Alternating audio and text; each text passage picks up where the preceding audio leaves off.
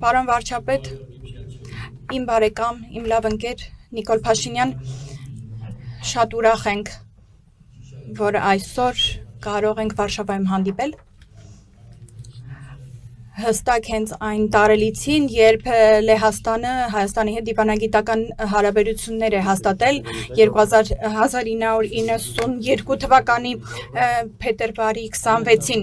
Հիշում եմ այդ օրերը, ամիսները, որոնք անհանգստությամբ էին լցված, երբ մենք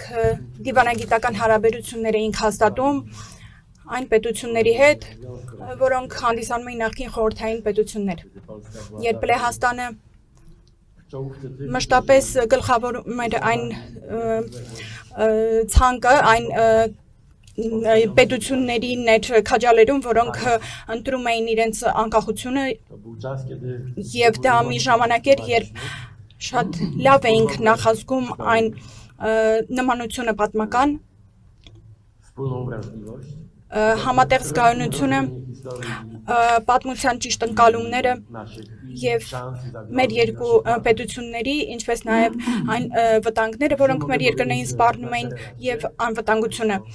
Այսօր կարող եմ նշել, որ մեր հայ-լեհական հարաբերությունները, ինչպես նաեւ մեր անձնական հարաբերությունները, դա ընկերություն է եւ դա առանց որևէ նախապայմանի է։ Մենք ունենք նմանատիպ նպատակներ Լեհաստանում,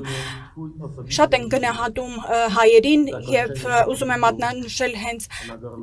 քո կատարած աշխատանքը։ Ես գիտեմ, թե որքան ջանք էր որքան ջանք է անհրաժեշտ եղել իրականացնելու այն տեսլականը, քաղաքական այդ իրականությունը ձևակերպելու ճանապարհին եւ սա մի երևույթ է, որը այսօրվա բարդ պայմաններում եւ ռուսական ագրեսիայի Ուկրաինայի վրա ագրեսիայի պայմաններում շատ հազվադեպ երևույթ է եւ դու պետք է օրինակ հանդիսանաս հենց այդ քաղաքական ուղղուվարման համար։ Նաեւ պետք է ամբողջ հանրությանը ներկայացնել, որ չափազանց կարևոր է խաղաղությունը դա առաջնահերթ կետ է եւ որքան վտանգավոր է այդ ուղին բռնելու համար տարատեսակ գործողություններ իրականացնելու, թեև այն դա բարդ ճանապարհ է եւ պահանջում է մեծ աշխատանք, ինչը շատ գովելի է եւ գնահատվում է իմ կողմից։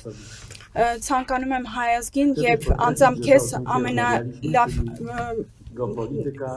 ամենայն հաջողություն այդ ճանապարհին։ Նաեւ ուզում եմ ասել, որ շատ գովելի է, որ Հայաստանը բռնել է եվրոպական ուղին եւ սա շատ ակտիվ թեմա է քննարկումների համար, թե ինչպես ընդլայնել Եվրոմիության այդ մեծ ընտանիքը։ Շատ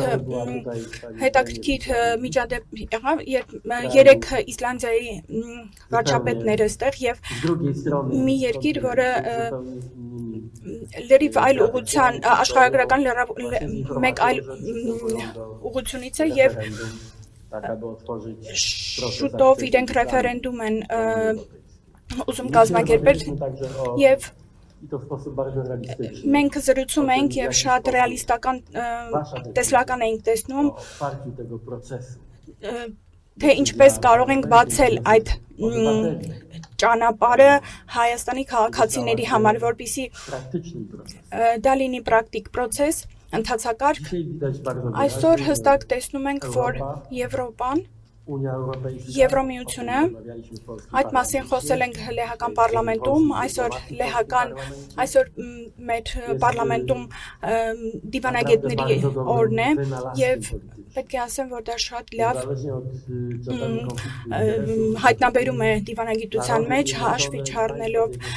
տարատեսակ կարծիքներ եւ ասեմ, որ բոլորին էլ ձեռնտու է այն հանգամանքը, որ բոլորս միախմբված ենք աշխատում։ Տարբեր ձայներ ենք ստանում, տարբեր բացասական մտքեր են արտահայտվում, բայց այնուամենայնիվ մենք հակված ենք ընդունելու այն բոլոր երկրներին, որոնք կրիչներն են նույն արժեքների։ Հայաստանի եւ հենց ուզում եմ մատնանշել քո ջանքերը տանում են այն ճանապարհին, որոնք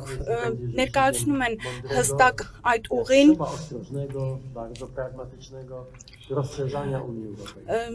մենք շատ զգուշությամբ, բայց նաև հստակորեն բաց ենք Եվրոմիությունը ընդլայնելու համար։ Այն բոլոր երկրների համար, ովքեր ընտրում են ժողովրդավարությունը, անկախությունը, խաղաղությունը։ Ես վստահ եմ, որ քո վարած քաղաքականությունը հենց այդ ճանապարհով է ընթանում։ Եվ ուզում եմ եւս մեկ անգամ քո մոտեցման համար խորը երախտագիտությունս հայտնել։ Նախարար Կամիշը շատ է ներգրավվել այն համագործակցության մեջ, նաև ռազմական դրա է վկայում այսօրվա հուշագրի ստորագրությունը, հավատում ենք, որ ռազմական համագործակցությունը, որը կտարվի մեր անվտանգության ոլորտում, ոչ միայն Հայաստանի համար կլինի բարենպաստ, այլ ամբողջ տարածաշրջանի համար։ Մենք շատ լավ ենք գիտակցում, թե որքան կարևոր է այդ հանգամանքը, գիտենք, որ երկու երկրներս էլ, ինչպես նաև երկու վարչապետներս էլ հստակ գիտենք, թե ինչ անել, ինչպես անել, որպեսզի մենակ չլինենք, որպեսզի լինենք միասին, եւ որպեսզի կայուն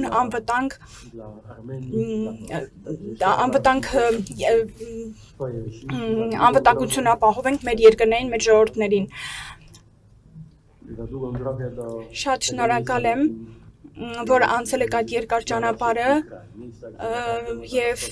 ուրախ եմ, որ ներկապային քո երկիրը գտնվում է այն կետում, որ գտնվում է եւ կարծում եմ շարունակենք մեր համագործակցությունը անվտանգության